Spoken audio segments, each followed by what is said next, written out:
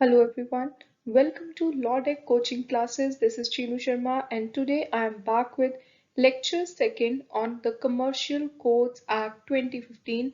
So now let's get started. Also, if you're visiting my channel for the first time, please do subscribe to it, share it with your friends and family.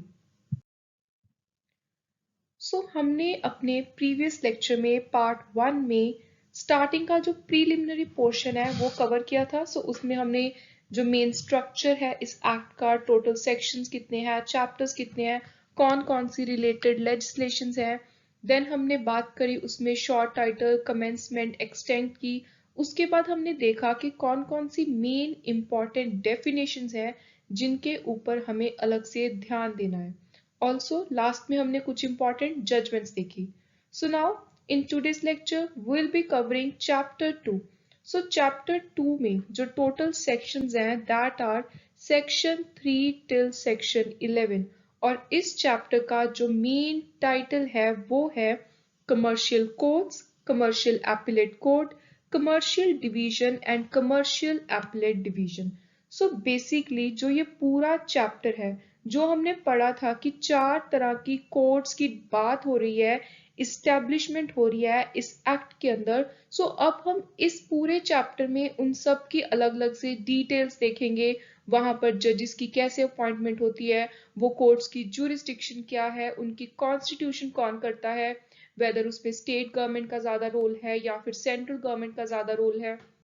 ये जितनी भी चीजें हैं ये सारी हम आज इस लेक्चर के अंदर कवर करेंगे।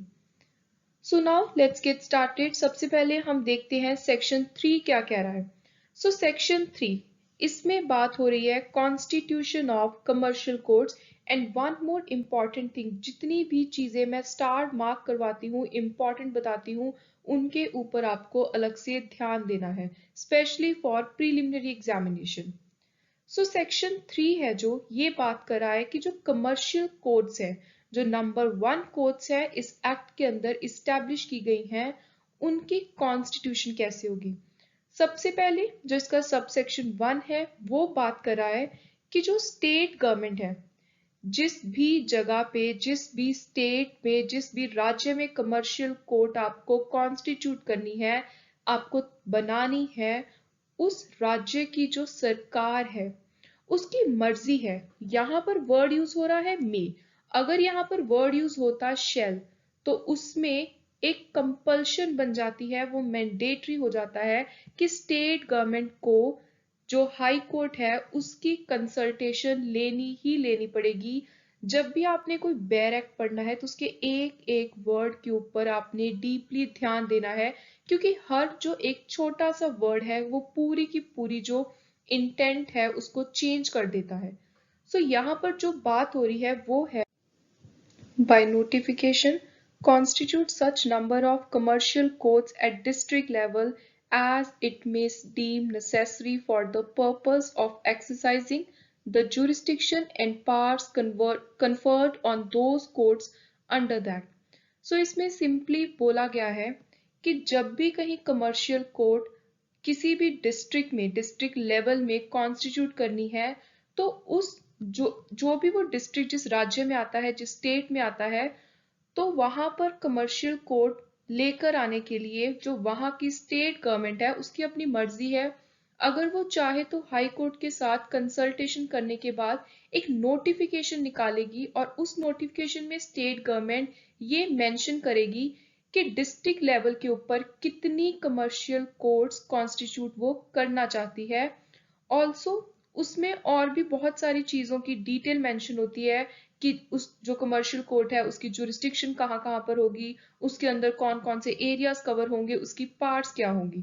जो भी पार्ट्स इस एक्ट में कन्फर की गई है, जो इसके ऊपर अप्लाई की गई है कमर्शियल कोर्ट्स के ऊपर, वो सारी की सारी स्टेट गवर्नमेंट ऑफिशियल नोटिफिकेशन निकालकर मेंशन करेगी। और यहाँ पर जो मेन आपको प्रीलिमिनरी पॉइंट ऑफ व्यू से चीज ध्यान में रखनी है, वहां पर आपको पूछा जा सकता है कि कमर्शियल कोर्ट्स की कॉन्स्टिट्यूशन के टाइम जो स्टेट गवर्नमेंट है उसके लिए हाई कोर्ट की कंसल्टेशन, वहां पर आपके पास ऑप्शंस होगी, कंपल्सरी है, ऑप्शनल है, एनी। तो उसमें आपको ध्यान रखना है कि आपको ऑप्शनल वाला जो टिक है ऑप्शन है वो टिक करना है, क्योंकि यहां पर वर्ड यूज किया गया है मे। मूविंग फर्दर, जो नेक्स्ट ये प्रोवाइजो है, इसको हमें सेक्शन 3A के साथ पढ़ना है। Provided that with respect to high courts having ordinary original civil jurisdiction, the state government may, after consultation with the concerned high court, by notification constitute commercial courts at district judge level. So यहाँ पर उन high courts की बात हो रही है जिन high courts के पास ordinary original civil jurisdiction है. So what is an ordinary original civil jurisdiction? This will cover in next slide. So here you simply understand कि जिस हाई कोर्ट के पास, सारी हाई कोर्ट्स के पास ऑर्डिनरी ओरिजिनल सिविल जुरिस्डिक्शन नहीं होती, पहले तो आपको ये चीज क्लियर होनी चाहिए। सेकंड पॉइंट, प्रोवाइजो में बताया गया है कि जहां पर भी हाई कोर्ट के पास ऑर्डिनरी ओरिजिनल सिविल जुरिस्डिक्शन है, तो वहां पर भी सिमिलरली जो स्टेट गवर्नमेंट है वो हाई कोर्ट के साथ कंसल्ट करने के बाद कॉन्स्टिट्यूट कर सकती है कमर्शियल कोर्ट्स डिस्ट्रिक्ट जज लेवल के ऊपर। प्रोवाइडेड फर्दर, एक और प्रोवाइजो है, with respect to territory over which high courts have ordinary original civil jurisdiction, state government may by notification specify such pecuniary value which shall not less than 3 lakh rupees and not more than pecuniary jurisdiction exercisable by district court as it may consider necessary. जो यहाँ पर specific value mention की गई है, this value is very very important. इस पूरे act के अंदर जो सबसे इंपॉर्टेंट क्वेश्चन बन रहा है वो इसी वैल्यू के ऊपर बनता है। सो यहाँ पर बोला गया है कि जहां पर भी जो हाई कोर्ट्स हैं जिनके पास ऑर्डिनरी ओरिजिनल सिविल जुरिस्डिक्शन है, तो स्टेट गवर्नमेंट नोटिफिकेशन निकालकर एक और चीज क्लियर कर सकती है कि जितनी भी ये कमर्शियल कोर्ट्स बनने जा रही हैं, डिस्ट्रिक्ट कोर्ट की एक तो उनके पास पार होगी, साथ ही साथ जो भी ये कमर्शियल कोर्ट्स हैं जो उन्होंने केस हैंडल करने हैं, उन केसेस की मिनिमम वैल्यू कम से कम वो केस 3 लाख रुपए का होना चाहिए। पेक्यूनरी वैल्यू है जो वो सब्जेक्ट मैटर की should not be less than 3 lakh rupees. This is very very important. जो ये वैल्यू चेंज की गई है, स्पेसिफिक वैल्यू, वो जो 2018 की अमेंडमेंट की गई है उसमें इस वैल्यू को चेंज करके 3 लाख रुपीज करा है। Next is 1A. Notwithstanding anything contained in this Act, the state government may, after consultation with concerned High Court, by notification specify pecuniary value which should not be less than 3 lakh rupees or such higher value for whole or part of the state as it may consider necessary. So यहाँ पर बात की गई है कि ये simply बाकी सारी कोर्ट्स की बात की गई है कि जहां पर भी ये कमर्शियल कोर्ट इस्टेब्लिश हो रही है तो वहां पर जो हाई कोर्ट कंसर्न है उसके साथ अगर स्टेट गवर्नमेंट चाहे तो वो कंसल्ट करके बाकी कोर्ट्स के लिए भी पेक्यूनरी वैल्यू स्पेसिफाई कर सकती है, और जो वो वैल्यू है उसको चाहे तो वो किसी एक पर्टिकुलर एरिया के ऊपर लागू कर दे या फिर पूरी की पूरी स्टेट के लिए एक सिमिलर वैल्यू तय कर दे कि इतनी वैल्यू से कम का केस इस पर्टिकुलर स्टेट की हाई कोर्ट में, उसकी कमर्शियल कोर्ट में नहीं आएगा। Simple. Next is section subsection 2, the state government shall. अब जो ये प्रोविजन है this is of mandatory nature. यहाँ पर वर्ड यूज किया है शेल, यहाँ पर मे वर्ड नहीं यूज किया। You must understand the difference between may and shall. So ये प्रोविजन है कंपल्सरी नेचर की। State government shall after consultation with high court.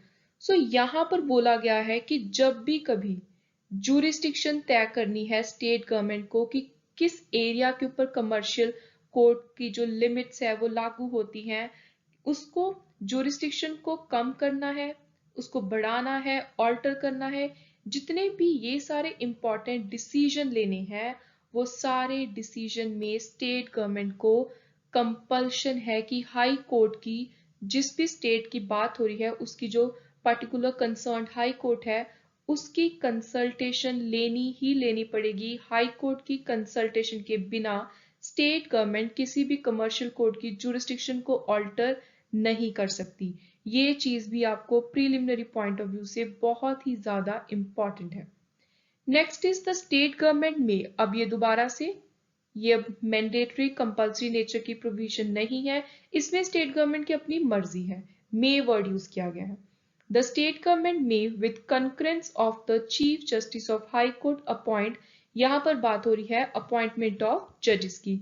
सो कोई भी वन और मोर पर्सन जिनके पास कमर्शियल डिस्प्यूट डील करने का एक्सपीरियंस है उनको जज डिक्लेयर कर सकती है, अपॉइंट कर सकती है। Next is section 3A।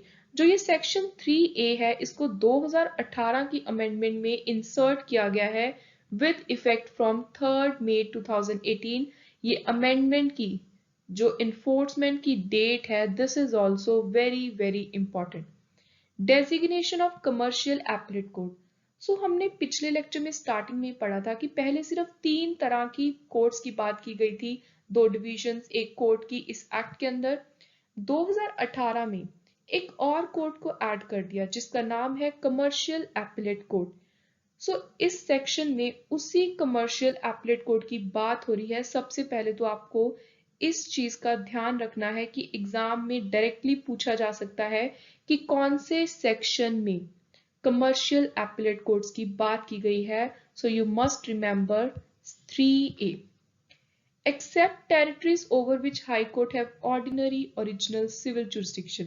उन टेरिटरीज को, उन एरियाज को छोड़ के जहां पर किसी हाई कोर्ट की ऑर्डिनरी ओरिजिनल सिविल जुरिस्डिक्शन है, बाकी जगह के ऊपर जो स्टेट गवर्नमेंट है उसकी मर्जी है वो हाई कोर्ट की कंसल्टेशन के बाद एक नोटिफिकेशन निकालकर उस राज्य में कमर्शियल एपीलेट कोर्ट्स कॉन्स्टिट्यूट कर सकती है डिस्ट्रिक्ट जज लेवल के ऊपर। Simple. Next is establishment of new commercial courts. So ये जो 2018 की अमेंडमेंट है सेक्शन 3A के अंदर, स्टेट गवर्नमेंट ने सिंपली ऑथराइज कर दिया है कि वो अलग तरह के कमर्शियल कोर्ट्स एक सबऑर्डिनेट लेवल के लिए हाई कोर्ट के नीचे के लेवल के ऊपर वो कॉन्स्टिट्यूट कर सकती हैं। सो ये new commercial high courts, commercial appellate court की बात हो रही है सेक्शन 3A के अंदर। अब हम एक बारी पूरी अच्छी तरह से इजी मैनर में हायरार्की देख लेते हैं कि 2018 की अमेंडमेंट के पहले इस एक्ट की कोर्ट्स की क्या कॉन्स्टिट्यूशन थी, उनकी हायरार्की कैसी थी, सबसे ऊपर कौन सी आती थी, उसके नीचे कौन सी आती थी। पोस्ट अमेंडमेंट जो हाई कोर्ट्स, जहां पर हाई कोर्ट्स के पास ऑर्डिनरी ओरिजिनल ज्यूरिसडिक्शन है वहां पर हायरार्की कैसी रहेगी, स्ट्रक्चर कैसा रहेगा कमर्शियल कोर्ट्स का।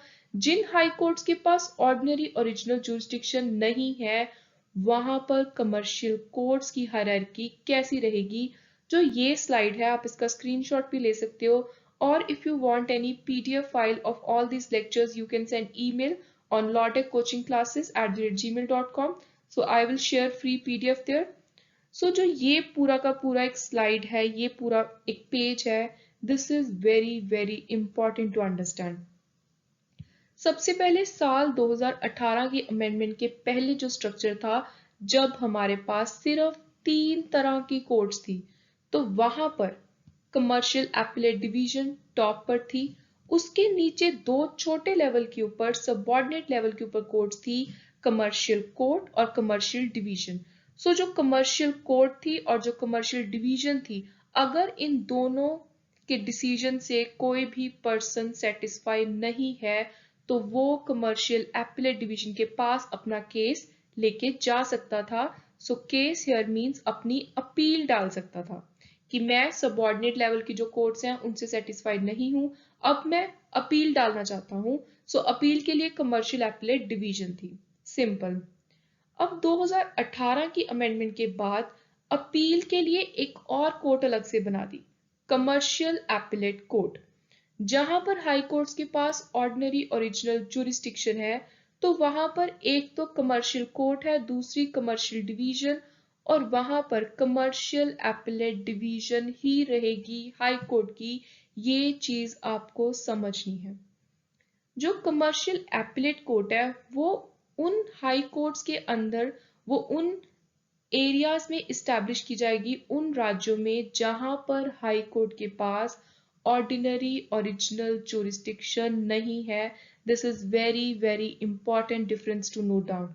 सो वहां पर क्या है कि अगर कमर्शियल कोर्ट है उसका अपील जाएगी कमर्शियल एपलेट डिवीजन के पास, और जो कमर्शियल सिंपल कोर्ट है, सॉरी यहां पर आएगा कमर्शियल डिवीजन है जो, उसकी जाएगी कमर्शियल एपलेट डिवीजन के पास, और जो सिंपल कमर्शियल कोर्ट है उसकी अपील जाएगी कमर्शियल एपलेट कोर्ट।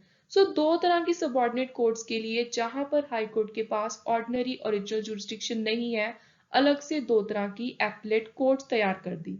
सो ये डिफरेंस आपको बहुत अच्छे से समझना है। सो सबसे पहले हम before moving further to next sections ये समझ लेते हैं कि ऑर्डिनरी ओरिजिनल सिविल जुरिस्डिक्शन का मतलब क्या है। हम बार बार ये टर्मिनोलॉजी यूज करते आ रहे हैं इस लेक्चर में। सो अब हम इसको समझ लेते हैं। ज्यादातर जो इंडिया की हाई कोर्ट्स हैं वो हमें पता है कि एपलेट कोर्ट की तरह काम करती है सिविल मैटर में। उनके पास लोअर कोर्ट से जो नीचे की लेवल की कोर्ट्स हैं, डिस्ट्रिक्ट कोर्ट है, सेशन जज हैं, उनकी अपील्स आती हैं। यहां तक आई होप आपको सब क्लियर है कि हाई कोर्ट है उसके पास अपील्स जाती हैं सबऑर्डिनेट कोर्ट्स की। इंडिया में सिर्फ 5 ऐसी हाई कोर्ट्स हैं, दिल्ली, बॉम्बे, कलकत्ता, मद्रास, हिमाचल प्रदेश, जो ऑर्डिनरी ओरिजिनल सिविल जुरिस्डिक्शन का काम करती हैं, but over a limited geographical territory. इसका मतलब है कि अपील्स की बजाय, एपेलेट कोर्ट एक्ट करने की बजाय इन कोर्ट्स में सीधा सीधा डायरेक्टली एक नया फ्रेश सिविल केस जा सकता है, और कोर्ट इसको एज फर्स्ट इंस्टेंस, जिसके पास पहली बारी केस गया, फ्रेशली एडजुडिकेट कर सकती है, डिसीजन दे सकती है सिविल कोर्ट के ऊपर, सिविल केस के ऊपर, सॉरी। सो आपको ये चीज समझनी पड़ेगी कि इंडिया में जितनी भी हाई कोर्ट्स हैं वो सारी एपलेट कोर्ट की तरह काम करती है सिविल मैटर्स में, बट सिर्फ 5 ऐसी हाई कोर्ट है। इन 5 हाई कोर्ट्स का आपको नाम बहुत अच्छे से याद होना चाहिए, क्योंकि एग्जामिनेशन पॉइंट ऑफ व्यू से काफी बारी लीगल जीके के अंदर इस तरह के क्वेश्चन पूछे जा सकते हैं। सो कौन कौन सी 5 हाई कोर्ट्स हैं? दिल्ली, बॉम्बे, कलकत्ता, मद्रास, हिमाचल प्रदेश। इनके पास एक ऐसी अलग सी शक्ति है, एक अलग सी पावर है, जिसके अंतर्गत ये बाकी हाई कोर्ट से थोड़ी सी डिफरेंट है। अब डिफरेंट कैसी है? इनके पास सीधा फ्रेश सिविल केस जा सकता है, और ये उनके ऊपर as court of first instance अपना डिसीजन भी दे सकती हैं। सो अब आई होप आपको क्लियर हो गया होगा कि ये 5 हाई कोर्ट्स का अलग से स्ट्रक्चर क्यों है, बाकी हाई कोर्ट्स का अलग स्ट्रक्चर है। It refers to when a court has the power to hear a fresh case. Simple शब्दों में ऑर्डिनरी ओरिजिनल सिविल जुरिस्डिक्शन का मतलब है कि जब एक कोर्ट के पास एक फ्रेश केस सुनने की पावर होती है। Simple. So now let's move further. Section 4। Section 4 में बात की जा रही है कमर्शियल डिवीजन की हाई कोर्ट की। जितनी भी हाई कोर्ट्स हैं having ordinary original civil jurisdiction, the chief justice of high court, जो हाई कोर्ट के चीफ जस्टिस हैं, वो एक ऑर्डर निकाल के कमर्शियल डिवीजन, जिसका एक या एक से ज्यादा बेंच हो सकता है सिंगल जज का, तो वो कॉन्स्टिट्यूट कर सकते हैं। सो ये अब बात हो रही है सारी हाई कोर्ट्स की। जो पहले वाली 2 कोर्ट्स हैं, जो हमने कमर्शियल कोर्ट की बात करी है, वो हम नीचे के लेवल की बात कर रहे हैं, सबऑर्डिनेट डिस्ट्रिक्ट लेवल की बात कर रहे हैं, बट जो ये कमर्शियल डिवीजन है ये हाई कोर्ट का ही पार्ट है। सो आपको ये दोनों जो कैटेगरीज की हम कोर्ट्स डिवीजन की बात कर रहे हैं, इनका भी फर्क समझना होगा। The chief justice of high court shall nominate such जजेस of high court who have, अब कौन कौन से जजेस हैं हाई कोर्ट के जो कमर्शियल डिवीजन के जज नियुक्त किए जा सकते हैं, जिनके पास प्रीवियस कमर्शियल डिस्प्यूट हैंडल करने का एक्सपीरियंस हो। Section 5 constitution of commercial appellate division. Notification issue करने के बाद अंडर सेक्शन 3 सबसेक्शन 1 या अंडर सेक्शन 4 सबसेक्शन 1 जो चीफ जस्टिस हैं किसी भी हाई कोर्ट के, जहां पर हम इसकी कॉन्स्टिट्यूशन की बात कर रहे हैं, वो ऑर्डर पास करके कमर्शियल एपेलेट डिवीजन भी कॉन्स्टिट्यूट कर सकते हैं। यहाँ पर भी सिमिलर वही जजेस को नॉमिनेट किया जाएगा फॉर अपॉइंटमेंट ऑफ जजेस ऑफ कमर्शियल एपेलेट डिवीजन जिनके पास प्रीवियस कमर्शियल डिस्प्यूट डील करने का एक्सपीरियंस हो। अब प्रीलिमिनरी एग्जामिनेशन के लिए आपको वहां पर कंफ्यूज करने के लिए अलग अलग से दिया जा सकता है, अलग अलग से क्वालिफिकेशन मेंशन की जा सकती है, बट आपको ध्यान रखना है कि इस एक्ट में सिर्फ एक ही बात की गई है फॉर अपॉइंटमेंट ऑफ जजेस कि उनके पास प्रीवियस कमर्शियल डिस्प्यूट हैंडल करने का एक्सपीरियंस हो। सो आपको वहां पर कंफ्यूज नहीं होना है, सीधा सीधा सिर्फ एक ही क्वालिफिकेशन के ऊपर फोकस करना है। Next is section 6। This is very very important section. इसमें कमर्शियल कोड की जुरिस्डिक्शन की बात हो रही है। सो कमर्शियल कोड, इसकी इस्टेब्लिशमेंट का सेक्शन क्या है? सेक्शन 3। ये जो सेक्शन है मैं दोबारा से इनको साथ साथ इसलिए रिवाइज करवाती हूँ क्योंकि ये अगर आप इनको रिलेट करके पढ़ोगे, एक्ट के साथ साथ पढ़ोगे, दोबारा से जो प्रीवियस सेक्शंस रिलेटेड होते हैं उनसे आपके दिमाग में एक ग्रिप बन जाती है। आप उन सेक्शंस को नहीं भूलते कि जब भी कमर्शियल कोड की बात आती है, इवन फॉर दैट मैटर अगर आपको मेंस में आंसर लिखना हो तो आपको पता हो कि कमर्शियल कोड तो उसमें हमें सेक्शन 3, सेक्शन 6 ये सेक्शंस की बात करनी है, डेफिनेशन का ये सेक्शन उठाना है। सो इस तरह से आपको सारे सेक्शंस को रिलेट करके पढ़ना है। सो सेक्शन 6 बोल रहा है कि जो कमर्शियल कोर्ट है उसके पास कौन कौन सी डिस्प्यूट एप्लीकेशन सूट्स को हैंडल करने की जुरिस्डिक्शन होगी। सो कमर्शियल कोर्ट, उसके पास वो सारे सूट, सारी एप्लीकेशंस डील करने की जुरिस्डिक्शन है जो भी कमर्शियल डिस्प्यूट है, number 1। Number 2, of specified value. अब स्पेसिफाइड वैल्यू की डेफिनेशन हमने कहां पर पढ़ी थी? Section 2I। This is very very important section two remember. So specified value जो पूरी स्टेट के लिए हो सकती है जहां पर भी टेरिटोरियल जुरिस्डिक्शन वेस्ट की गई है। Explanation for the purpose of this section, section 6 के लिए जो कमर्शियल डिस्प्यूट है shall be considered to arise out of the entire territory of state over which commercial court has been vested jurisdiction if the suit or application related to such commercial dispute has been instituted as per provision of section 16 to 20 of Civil Procedure Code 1908। अगर CPC के section 16 से 20 के according जो deal करते हैं place of sewing के साथ, उनके अकॉर्डिंग कोई भी कमर्शियल डिस्प्यूट इंस्टीट्यूट किया गया है तो जिस भी हम स्टेट की बात करें हैं उस स्टेट के अकॉर्डिंग जो भी डिस्प्यूट कमर्शियल डिस्प्यूट माना जाएगा उसी का सेम मीनिंग हम अप्लाई करेंगे सेक्शन 6 के अंदर। सो बेसिकली जो यहाँ पर मीनिंग दिया गया है इस पर्पस के लिए कमर्शियल डिस्प्यूट का, वो इन्होंने बोला है कि जिस भी स्टेट में कोई कमर्शियल कोर्ट है उस स्टेट में अगर सेक्शन 16 से 20 प्लेस ऑफ सुइंग के अंदर कोई केस आपने लॉन्च किया है, कोई सूट आपने फाइल किया है, तो उसके अकॉर्डिंग ही आपका जो केस है उसकी नेचर डिसाइड की जाएगी कि ये कमर्शियल डिस्प्यूट है या फिर नहीं है। सो बेसिकली सारी की सारी बात आती है कि आपकी स्टेट की जो पूरी की पूरी टेरिटरी है जहां पर कमर्शियल कोर्ट है वहां पर जो कोई भी ऐसा इश्यू आ रहा है वो कमर्शियल डिस्प्यूट है या फिर नहीं है। सो अब हम एक बारी देख लेते हैं जस्ट फॉर द रेफरेंस। वैसे हम जब सीपीसी करेंगे तो उसमें डिटेल में देखेंगे, तो यहाँ पर आप बिल्कुल ही ऐसे अननोन या अनफेमिलियर फील ना करें। तो इसके लिए जितने भी सेक्शंस बीच बीच में आते हैं मैं उनको पूरा का पूरा यहाँ पर लिख देती हूँ सो दैट आपको एक आइडिया हो जाए कि जिस भी सेक्शन की बात हो रही है, जिस भी कोई और कोड की लेजिस्लेशन की बात हो रही है, वो किस चीज के बारे में बात कर रहा है। So section 16 to 20 CPC 1908 place of sewing.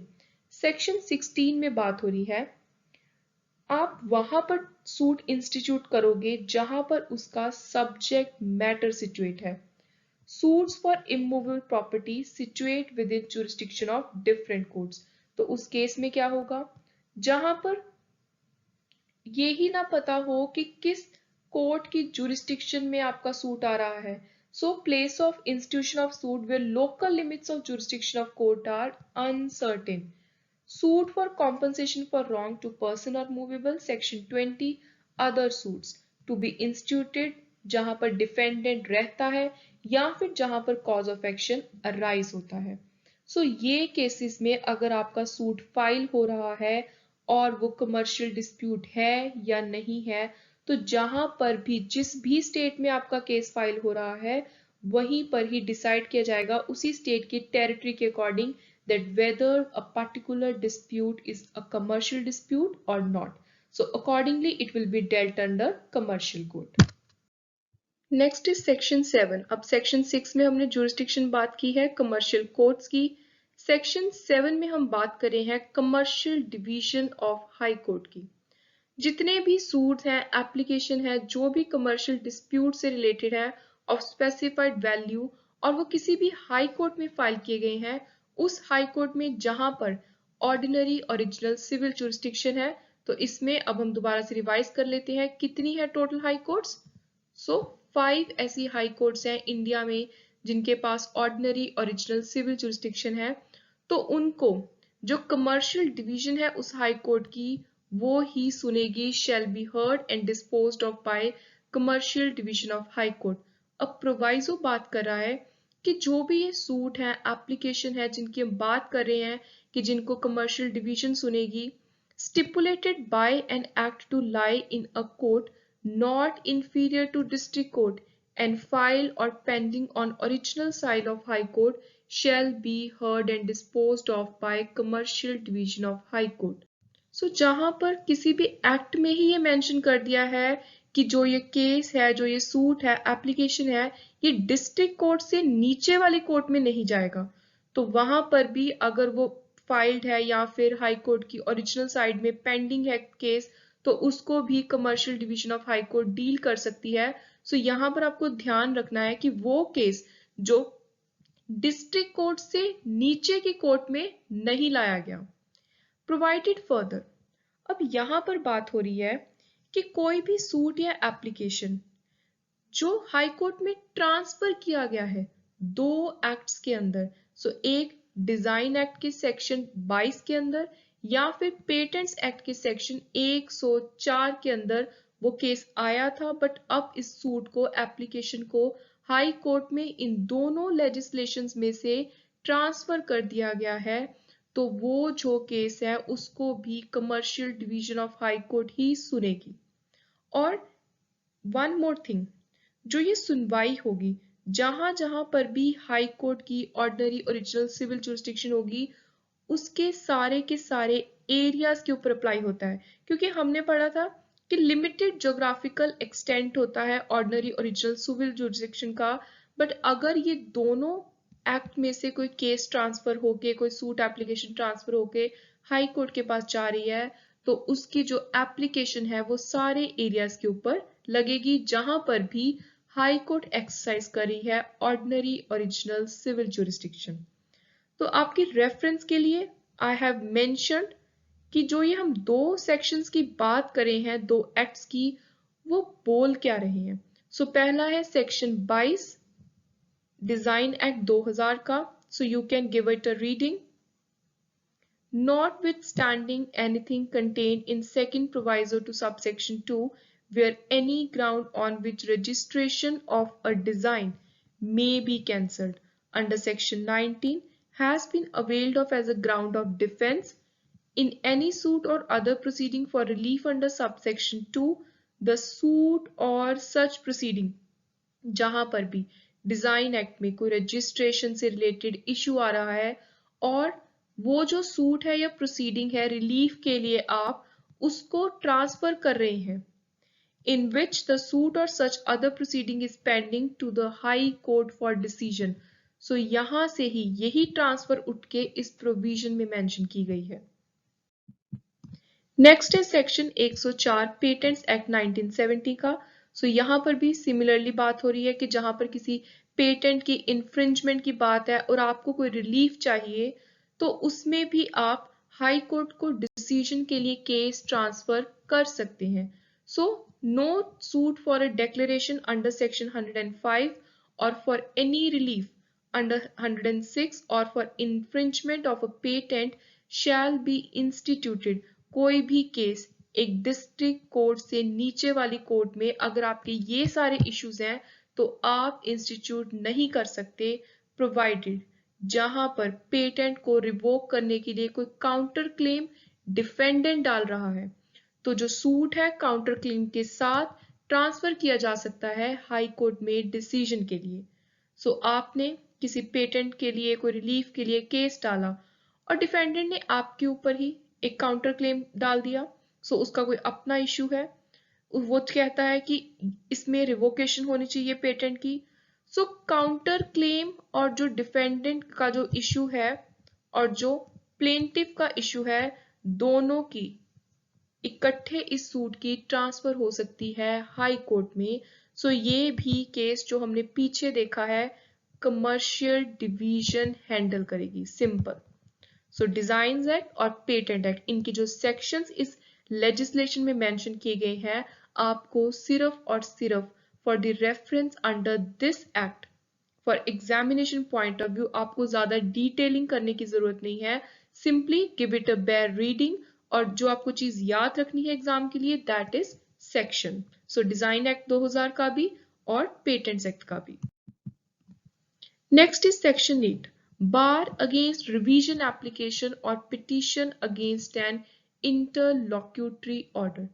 अब इंटरलोक्यूटरी वर्ड का क्या मतलब है? अगर हम डिक्शनरी मीनिंग में जाएं तो as per Webster new word dictionary interlocutory का मतलब होता है कोई भी ऑर्डर जो फाइनल डिसीजन के अलावा दिया जाए। यहां पर कोई जजमेंट नहीं आ रही, सिर्फ एक टेम्पररी एक केस के चलते चलते बीच में कोई ऑर्डर पास किया गया है, सो उसको हम बोलते हैं इंटरलोक्यूटरी। सो ऑर्डर जो एक कोर्ट इशू करती है जब एक केस चल रहा है, while a case is still ongoing, final resolution के पहले, फाइनल जजमेंट के पहले, सो उसको हम बोल रहे हैं interlocutory order. This is very very important. इसकी बार बार जितने भी आप सिविल लेजिस्लेशंस की बात करोगे, सीपीसी की बात करोगे, बार बार ये टर्मिनोलॉजी यूज की जाती है। सो इसका मीनिंग आपके लिए बहुत ही ज्यादा जरूरी है याद रखना, समझना। सो सेक्शन 8 बात कर रहा है कि जहां पर भी इंटरलोक्यूटरी ऑर्डर दिया है कोर्ट ने, कोई भी कमर्शियल कोर्ट ने कोई केस के चलते चलते बीच में कोई ऑर्डर दे दिया है, तो उसके अगेंस्ट आप रिवीजन या पिटीशन नहीं डाल सकते जब तक फाइनल डिस्पोजल नहीं होता केस का। There is bar on appeal on revision application on petition. So notwithstanding anything contained in any other law for the time being in force, no civil revision or petition shall be entertained against any interlocutory order, including चाहे वो order jurisdiction के issue का हो। अगर आपका jurisdiction का issue आता है, आप बोल रहे हो कि ये कोर्ट तो मेरा केस हैंडल कर ही नहीं सकती, इसमें तो मेरा कॉज ऑफ इशू आता ही नहीं, तो वहां पर अगर आपको जुरिस्डिक्शन का इशू उठाना है तो उसके लिए आप ना तो रिवीजन डाल सकते हैं ना पिटीशन डाल सकते हैं। आपके पास सिर्फ एक ही हथियार है, एक ही आप चीज से चैलेंज कर सकते हैं, आप उसके अगेंस्ट अपील डालो।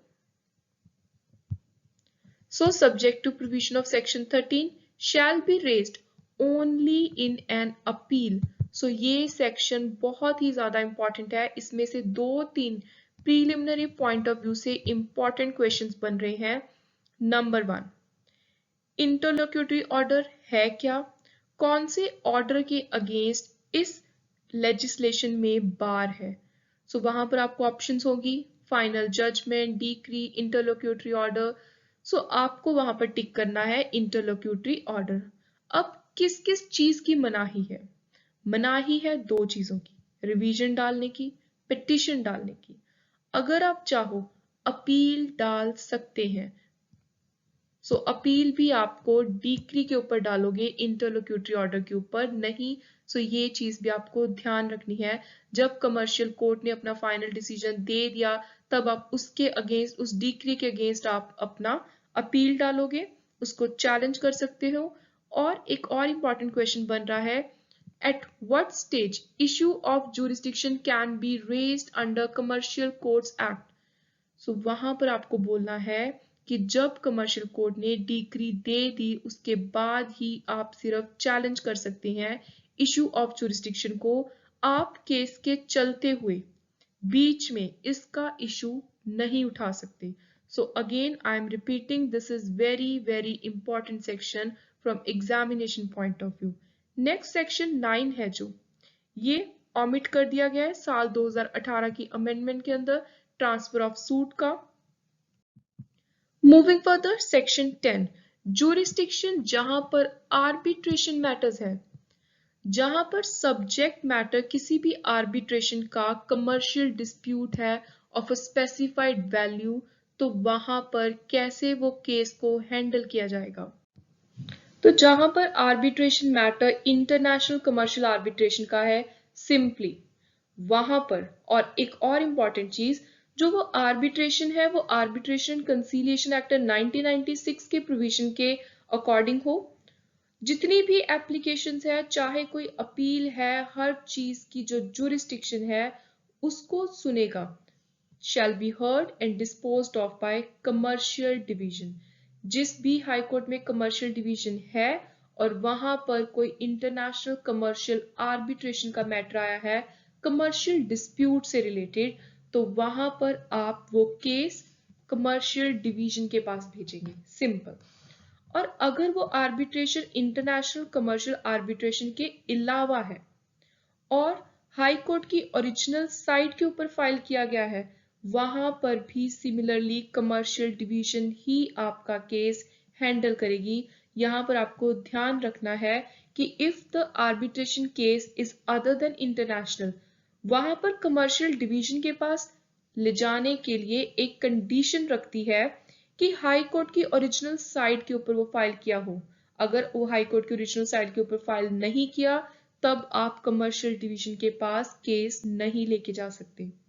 नेक्स्ट इज, अगर आर्बिट्रेशन यहां पर भी other than international commercial arbitration है और जो केस है, अब यहां पर बात हो रही है कि अगर वो केस है वो ऑर्डिनरीली लाई कर रहा है किसी भी प्रिंसिपल सिविल कोर्ट में, यहां पर अब हम हाई कोर्ट की बात नहीं कर रहे, यहां पर हम बात कर रहे हैं एक डिस्ट्रिक्ट लेवल की कोर्ट की, कि जहां पर एक डिस्ट्रिक्ट लेवल के ऊपर केस आया है, सिविल कोर्ट के पास आया है, ओरिजिनल जुरिस्डिक्शन में आया है, तो वहां पर जो केस है उसको कमर्शियल कोर्ट हैंडल करेगी।